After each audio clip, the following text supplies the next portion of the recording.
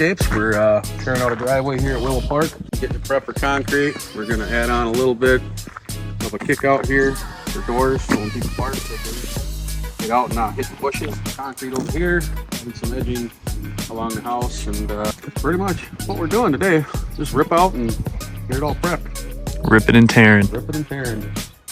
So like Lance said, we're working on the driveway. Normally we wouldn't do a driveway, but we've done a lot of projects here. So we're just helping out doing the tear out, and they're having another company pour the concrete.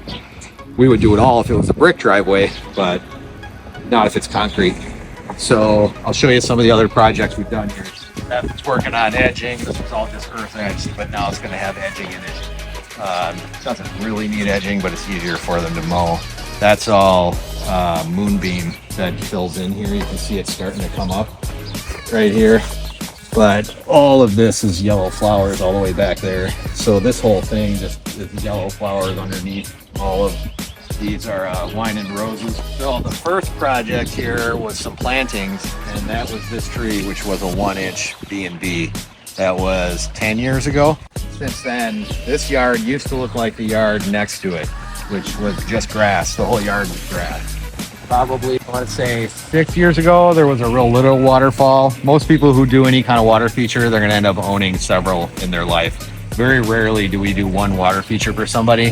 They always want to make it bigger, or they change a pondless to a pond, or they've had one for 25 years and they don't want the fish anymore. They want to take care, so they switch the pond to pondless, or a pond becomes a rec pond. But so this is the third evolution of this one. Originally, it was a really small waterfall that was about as high as just that bottom drop, and the basin was right there. That was the bottom of the basin. Then we came back and we moved the basin over there. So now the basin's over there, and we added that because this is an overlap where it's seamed right here at the last fall. So that now the water runs all the way down. Then we did where the hot tub is. Well, actually, we did all the flagstone, large sheet flagstone. And then this was not here. Then we took the flagstone from under the deck, and we put the deck flagstone here and put the bridge in there. And then we added the fire pit, and that's a smokeless insert. So that's a Sunset fire pit by Unilock, and a smokeless insert. So obviously they've been using it quite a bit. So it's a lot actually. But the little holes in here is where once it gets hot enough, all of the smoke gets sucked back into the walls. There's a double wall in there.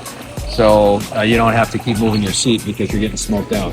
So all the smoke gets sucked back in. It takes a little while for it to get hot enough that the hot air starts getting sucked into those holes, but it basically just cycles it around the outside. So then we move the flagstone over to here and then put in the brick under here, and it's all wide format polysand in between the flagstone steps.